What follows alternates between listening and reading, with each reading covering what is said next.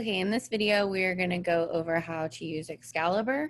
So we'll do a brief overview of the program itself and then specifically focus on how XCalibur can be used to control the Ultimate 3000, which is the LC component of the Q Exactive. So when you open up XCalibur, this is kind of like the general overview program that is used for everything. So as I mentioned in the last video, this can be used to set up your instruments and specifically set up methods that will control the instrument so that you can run a gradient and different types of MS. The sequence setup feature, which we'll go through all of these in a second, allows you to set up the auto sampler. And so you are going to tell the instrument to pick up a certain sample in a particular sequence and run them using various different methods that you've developed here. Freestyle is similar to Qual Browser, and both of these allow you to look at the raw data and do some processing. Freestyle is their newer program, and it has some of its benefits. I'm more familiar with using Qual Browser, and so we'll kind of go through these as well as we're moving through these tutorials. And then you have a library about browser, a Quan browser, and a processing setup. I never use any of these features, nor any of these. So basically the only ones you're gonna be using in here in this roadmap view, which is the first little button up here, is pretty much to access Qual browser. So in general, there's multiple different facets to this program, similar to Tune. You can see right here that it has a status bar, and in the status bar it has a run manager. So this basically is where you will have up-to-date information on which file in your sequence when you're running a set of samples it's on. And then you can see that here is both of the instruments. So we have this Thermo Scientific S2 for XCalibur is actually the LC, and it says it's ready to download, meaning that it's functional.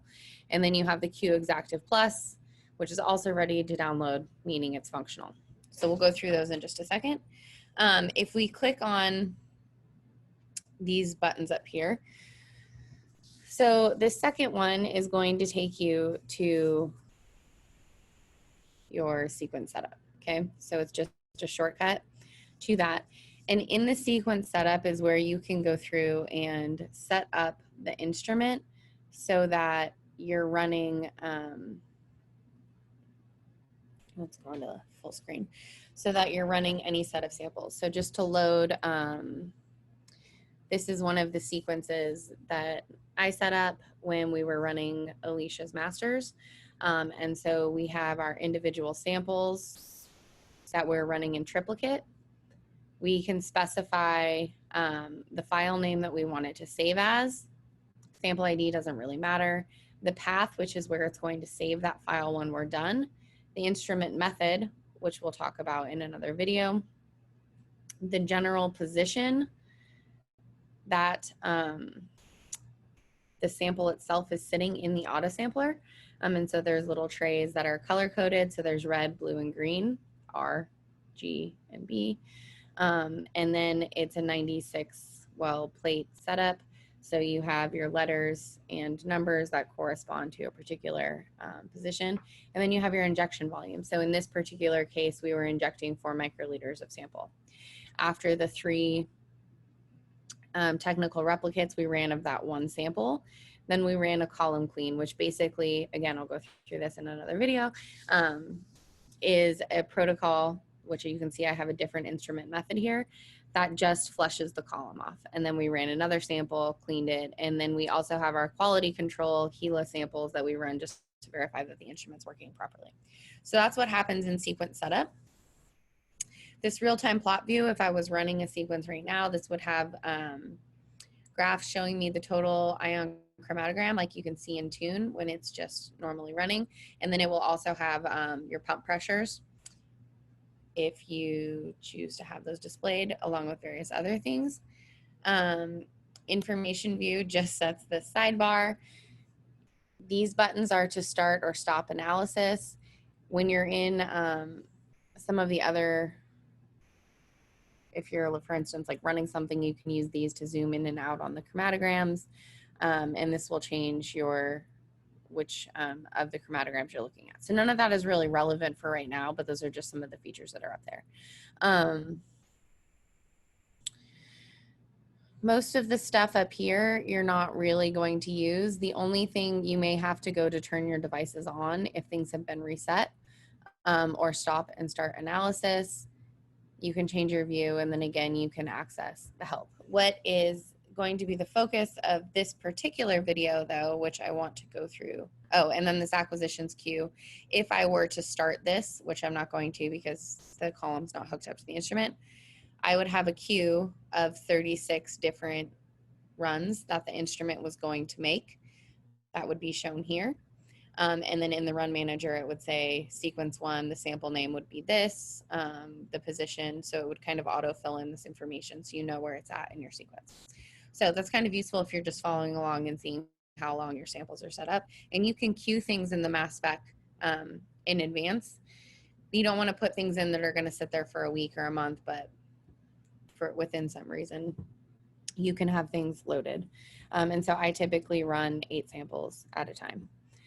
So again, what I wanted to kind of focus on for this one was how to actually control the LC from this. And so, as I said, these are our 2 instruments. And so if I were to double click on the Q Exactive, you can see that I have these little green or these little stoplights like I had at the top of Tune. And if I click on this, it would launch Tune just like I did before. In this one though, if I click on the Thermo Scientific, what you see now is this is basically the status of our LC, so our Ultimate 3000. So you have this portion right here, which is showing you the auto sampler. So right now it's idle, it's connected. The temperature I have set at 4 degrees, so it's maintaining refrigerated temperature, although we probably don't need that. And then currently, or the last sample that it ran was in position GA3, which is corresponding to a blank that we ran using Alicia or Hope's experiments. In this second box, so these are corresponding to different sections of the actual LC itself. So you have an auto sampler, you have the pump module where the different pumps are being controlled, and then you have the column compartment where you can change valves and switch which things are online, and where your sample is actually, where the column is held and protected. And so that's the column compartment. So right now, we'll go through this again later, but this just means that the 1-2 valve setting has it so that the trap column is offline. And so basically anything that would be flowing through the trap column, which is our loading solvent, is just going to go to waste. And then we just have basically water and a little bit of acetonitrile that are flowing through the column. We can tell what's actually flowing, and that's held at 35 degrees Celsius. Okay, so we also have that compartment temperature controlled. In our pump module, you can see we have 2 different pumps. So this side right here would be our nano pump, and this side over here is our loading pump. The nano pump is what's going to be used to do the gradient, and so we have 2 different solvents. We have A, in this case this is our aqueous solvent, so it's basically 100% water, and B is our mobile phase, and this is 80% acetonitrile, and both of these have a small proportion of formic acid in it. So currently we have 96% of solvent A, water, running through the instrument, and 4% of 80% in acetonitrile, so you could do the math to figure out what the total percentage is, running through the column. And if this was hooked up, this would be spraying into the instrument. The flow rate for that is set at 300 nanoliters per minute, or 0.3 microliters per minute, and the back pressure on the column, which is high because it's a very small diameter, is about 315 bar. For our loading pump, we have a different solvent here, and this is used to pick up the sample and actually load it onto the column. This solvent is 2% acetonitrile, and instead of having formic acid, it has trifluoroacetic acid in it. All of these lines, A, B, and C, are all in the same bottle, so we basically just use line A. We could set them all, but it doesn't matter. So we have 100% of this loading buffer flowing through right now to waste at a rate of 5 microliters per minute. I have this pump turned off so you can see that the pressure is 0. So that's kind of the overview of just this tells you basically the instrument status. To actually control it, what you would do is click on this button called Direct Control. And in the Direct Control, you have all of these different tabs that allow you to look at the instrument itself. And so over here, this is what the auto sampler actually looks like, which is kind of cool. And so down here, so this bottom part is our auto sampler. So samples sit in here. This middle portion is our column compartment. So the column and the valves are sitting in here. And then up top, we have our two different pump components. You can see there's the NC pump, which is the nano pump, which is our low flow. And then our loading pump, which is our high. So this would be like a normal HPLC.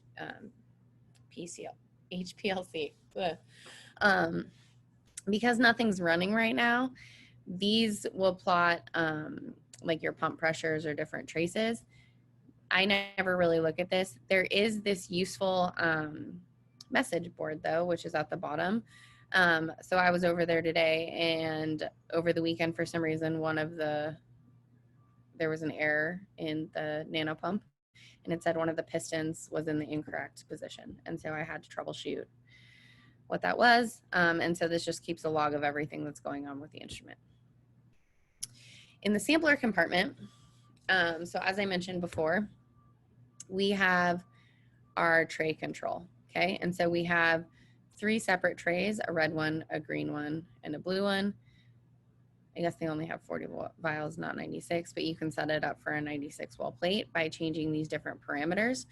You can also use these to move the position of the tray. So it's on like a little circular rotator, and by hitting these different buttons, you can tell it which tray or set of vials to move to the front. Other things in here that are useful, and so as part of this, there are fluidics. So there's a needle that picks up the sample and loads it, and then keeps things kind of flushed and cleaned. So you can prime the syringe to get new loading buffer in there, and get rid of any maybe bubbles that might have gone in there, or wash the needle in fluidics. If you ever start a run and have to stop it for some reason, and there's sample in, like if it started at all, you'll have to go through and manually wash the needle and fluidics, or the program won't run. You can see that I have this temperature controlled. So I have it on, it's set for 4 degrees. So you can manipulate that. If I wanted to turn it off, my samples would no longer be kept cold, but I have some standards in there. These are just various other parameters. So again, like I said, I could manually change which position I want to inject in, and I can do a manual injection through this, although I don't know why you would want to unless you had just a really small sample. It's easier to just run a protocol. You can change the position of the injection valves to inject or load, which is just basically where that needle is in the auto sampler. You can turn the lights on and off, and then you can determine how much fluid goes into the injection loop where the sample is actually getting loaded on if you need to wash it. None of this is really that pertinent. So if you go into more options, a lot of this is just stuff that's set up in the method itself. And so if you were going to manually run an injection of a sample without running an actual protocol, this would be important, but otherwise you're not going to need it. Oops. Sometimes when you minimize, it closes out of things. If you ever need to, which you shouldn't, deal with some of the parameters of like the wellness and service for the auto sampler, this is going to close out again. You can come and click on some of these tabs, but again, this is something that you probably never will need to do. It's more something that the technicians can use if they need to. So it's kind of like a more advanced control setting. So basically the only thing I use in this when I'm just doing maintenance on the instrument itself or putting samples in is adjusting which tray is up front so I can actually put the samples in, or washing the needle and fluidics to kind of flush things out. And if I wanted to change the temperature, I would do that here. This I use more often, which is controlling the pump modules. And so again, you have your different options, wellness and service over here. If you need to do self-tests, or I'll show you there's one common error that happens that you use under this more option tabs, which has to do with the rear seal wash. You can change those. If you want to change your proportion of stuff flowing through the column, so let's say I wanted to transition this into a mobile phase to wash something off the column, I might slowly increase the amount of B that's being pumped through the column. Usually I'll go up to like 90%, which just means that it's putting more acetonitrile in and washing off all of the junk that's in there. Leave it for a couple of seconds and go back down. I like to oops, be nice to the column. I don't know what just happened to my screen, so let's pause.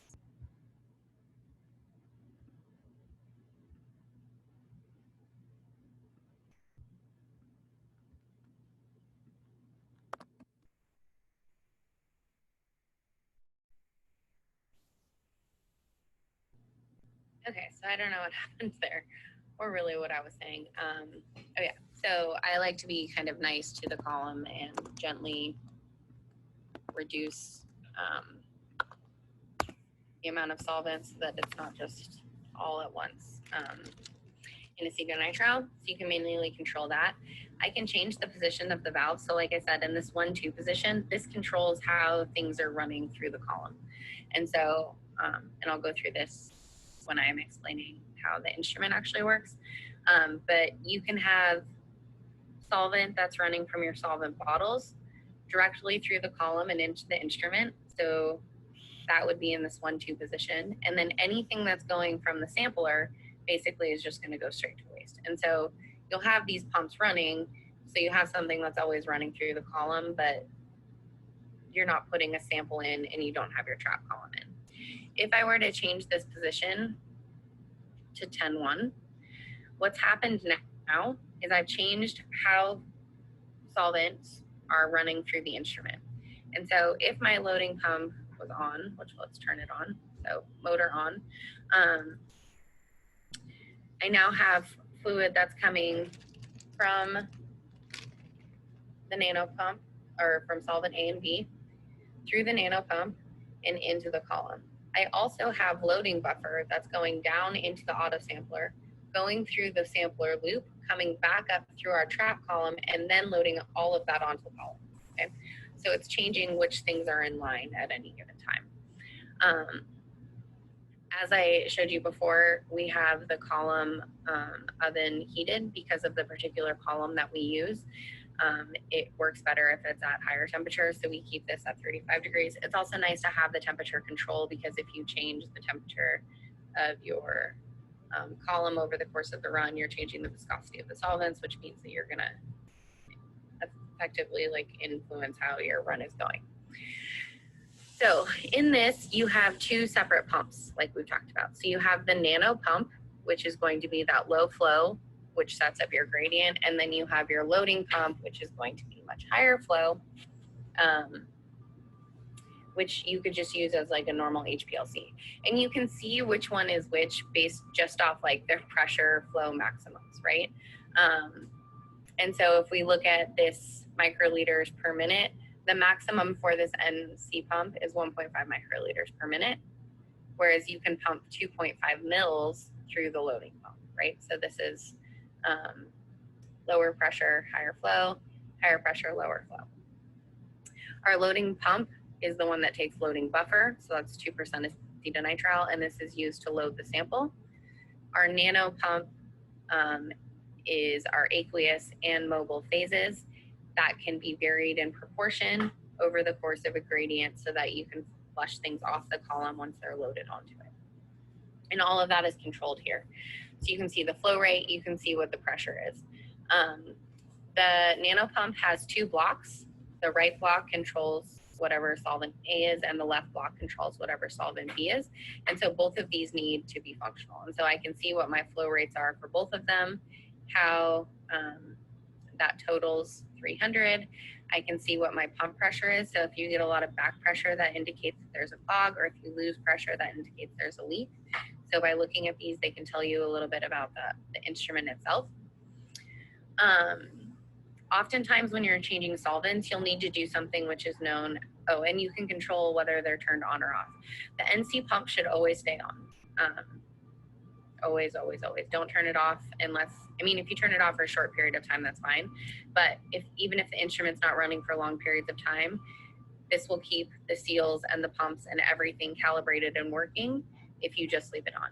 The loading pump you can turn off because it runs at higher flow rates. And so because we're not running this right now, I have the loading pump off and the NC pump on. If you change the solvents of anything, you need to purge the valves. And what this means is that you're basically flushing through solvent to get any of the air bubbles you might have just introduced in. For the loading pump, it's recommended that you do this for 5 minutes. Sorry, it's just quirks of the system, which this is also really slow. So if you click on things really fast, you're just gonna make the computer mad.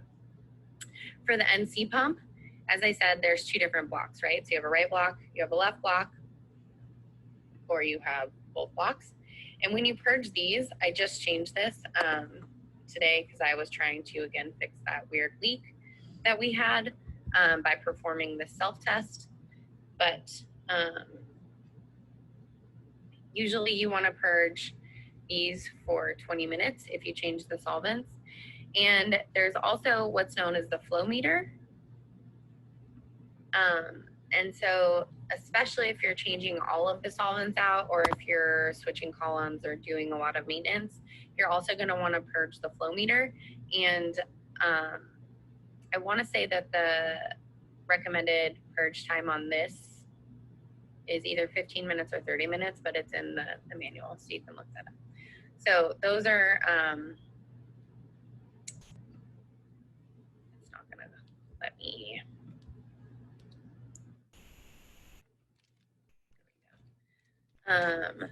In wellness, sometimes if you have a leak, I've had to run these before. This is more advanced, kind of a user role.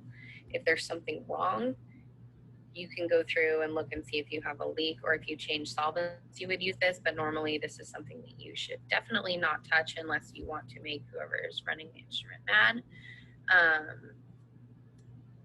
You can change some of these parameters in either one, and then there's basically the service just kind of tells you who's in charge of it. So the big things with the pump are changing flow rate, purging them, changing the proportion of A and B, turning on and off your column oven, or changing your divert valves. And then the other part of this that's important, which I mentioned before, is there's something called the rear seal wash. And the rear seal wash is basically running all of the time, which helps to keep the pistons in the pump blocks lubricated. And for this particular instrument, it's on all the time. You cannot turn it off. And the rear seal wash requires a 10% methanol fluid to be pumped through all the time. And so there's a bottle on top of the LC called rear seal wash. That's 10% methanol, and it's connected to this rear seal wash. And every once in a while, once an hour actually, it cycles through the rear seal wash and just kind of keeps things happy and healthy. For some reason, on all of the instruments, which it's not going to happen on here, so you can see this is a log of everything that I've done, which is also kind of helpful. You'll get an error saying that the rear seal wash ran out of fluid. Even though it does not have fluid, or it hasn't run out of fluid, it just comes up all the time. And so you just basically cancel out of this error. And then you go into this more option setting, and you can see here we have rear seal wash. Right now it says that it's idle. If you get the error message, to get it to go away, all you have to do is hit active and then hit on. This is gonna cause the rear seal wash just to cycle through. And usually that gets whatever bubble or any problem that happened to go away. If it doesn't, just do it again. And sometimes when you're running a sequence, it won't start because the rear seal wash error has gone on, and you just need to go through and run this to make the instrument happy, and then it will let you do what you want. And so you can see this is still active. As soon as it stopped running, it will go back to idle, and things should be fine. And so that's one of the things that, other than keeping the LC pump on all the time, or the nano pump, you also need to make sure that there's rear seal wash fluid and then solvents A and B on the instrument. So you can see this just switched back to idle, which means that it has finished. There's also a bunch of like different parameters you can change, but again, you don't really need to worry about any of those. So just rear seal wash and the pumps. And then there's also an audit log where you can see more detailed versions of everything that's happened. You can somehow, you won't have to do any of this, but you can go through and like manipulate these settings in a different way.